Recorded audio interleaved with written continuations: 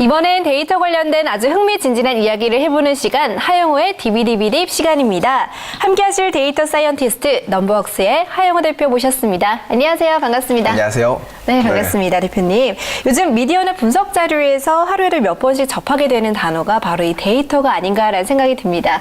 그만큼 데이터의 분석 그리고 활용이 미래를 좌우할 것이라는 것을 실감하게 되는 것 같아요. 저도 네네. 그래서 개인적으로 이 시간이 굉장히 기대가 되는데 오늘 어떤 이야기 준비하셨나요? 네, 오늘 볼 이야기는 심슨 패러독스라는 것들에 대해서 이야기를 하려고요. 네, 빨간 글씨가 굉장히 위협적인데요. 그렇죠. 색깔을 네. 잘 골랐는지 어땠는지 잘 모르겠어요. 네.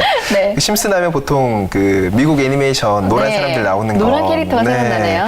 생각나실 텐데 걔랑은 상관없고요. 네. 굉장히 근엄하신 영국 통계학자분의 이름이 심슨입니다.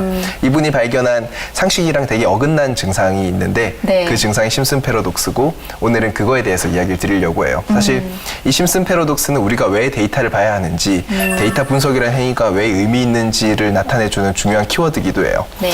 자, 이제 하나 화면을 볼 텐데 마음을 단단히 먹으세요. 숫자가 나올 거거든요. 네. 자, 병원이 있습니다. 네. A 병원이랑 B 병원이 있고 둘 다 500명의 환자가 있어요. 네. 그리고 A 병원에는 290명이 500명 들어가서 290명이 완치를 했고 치료율이 58%예요. 네. B 병원은 500명이 들어가서 320명이 나왔고 64%의 치료율입니다. 네. 어느 병원에 가고 싶으세요? 그럼 당연히 B병원 아닌가요? 네, 그 눈으로 보기에는 B병원이 네. 빨간색으로 멋있게 표시가 돼 있기도 하고, 그죠? 네. B병원으로 가야 될 것 같은데, 자, 이 병원들을 우리가 간과 위질환으로 나눠서 살펴보기로 했어요. 전체를 보지 않고. 자, 간과 위로 나눴고, 이 환자 500명이 400명과 100명, 네. B병원의 환자 500명이 200명과 300명으로 나뉘어서 각각의 완치자를 따로 다시 한번 계산을 해본 거예요. 자, 그랬더니 간질환으로 봤더니 A병원의 치료율은 50%, B병원의 치료율은 40%, A병원이 더 잘하고 있네요. 네. 자, 그리고 위질환으로 나눠서 봤더니 A병원의 치료율은 90%, B병원은 80%예요. 자, 빨간색 위치가 바뀌었죠? 네. 어느 병원으로 가고 싶으세요? 당연히 A병원을 선택해야죠. 그렇죠. 네. 우리가 전체의 데이터를 그냥 퉁쳐서 가볍게 봤을 때는 B병원이 더 좋다라고 생각을 했지만 부분으로 나누어서 살펴봤더니 실제로는 A병원이 더 잘하고 있는 거예요. 네.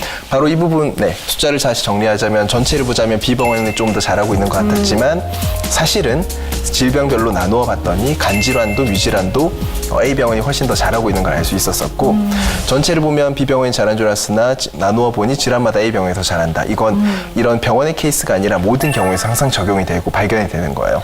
그러니까 그렇군요. 생각보다도 우리가 알고 있다라고 생각했던 사실이 실제로 나누어서 보면 반대로 알고 있는 경우가 되게 많은 거죠. 바로 이게 심슨 패러독스입니다. 그렇군요. 사례를 보니까 정말 당연하게 보였던 게 완전히 다른 결과를 내포하고 있었던 걸 보면 네네. 굉장히 깜짝 놀랐어요. 한마디로 보이는 게 전부가 아니다 네. 라는 말이 떠오르는데 실제로 데이터를 다루다 보면 이런 심슨 패러독스에 빠지는 경우가 많이 있을 것 같거든요. 네. 그렇죠. 사실 대부분의 저희가 고객들을 만나거나 사람들을 만나면 그런 이야기를 해요. 데이터를 봤는데 그냥 머리로도 알고 있던 걸 그냥 봤어요. 네. 늘 그냥 예상했던 결과만 나왔어요. 이런 이야기를 하는 사람들이 많아요. 근데 사실은 그 심슨 패러독스를 범하고 있는 경우가 많죠. 그러니까 전체를 보면 그냥 그럴 것 같은 결과만 봤었지만 나누어 보기 시작하면 이제까지 본인들이 알고 있었던 거와 반대의 결과를 보기 시작하는 경우가 많습니다.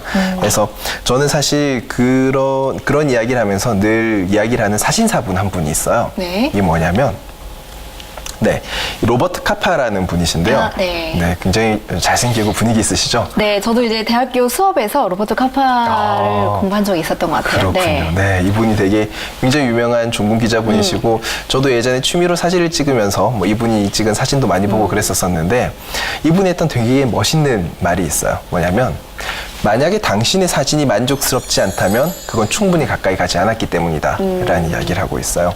저는 이거를 똑같이 데이터 분야에 적용을 해서 말씀드리고 싶은 게 만약에 당신이 분석이 만족스럽지 않다면 그건 충분히 나누지 않았기 때문이다. 심슨 패러독스를 범하고 있을 수도 있다라는 이야기를 드리고 싶네요. 정말 멋진 말이네요. 데이터를 분석하려면 마치 파브르 곤충기를 쓴 파브르처럼 관찰자로서의 자세, 특히 그 내면을 통찰하는 게 가장 중요하다라는 생각이 드는데 그래야 미래를 예측할 수 있는 새로운 기회가 열리지 않을까 싶습니다. 오늘도 흥미진진한 데이터에 관한 이야기 너무나도 감사하고요. 다음 이 시간도 기대 많이 하겠습니다. 네, 알겠습니다. 네, 오늘 좋은 말씀 감사합니다. 감사합니다.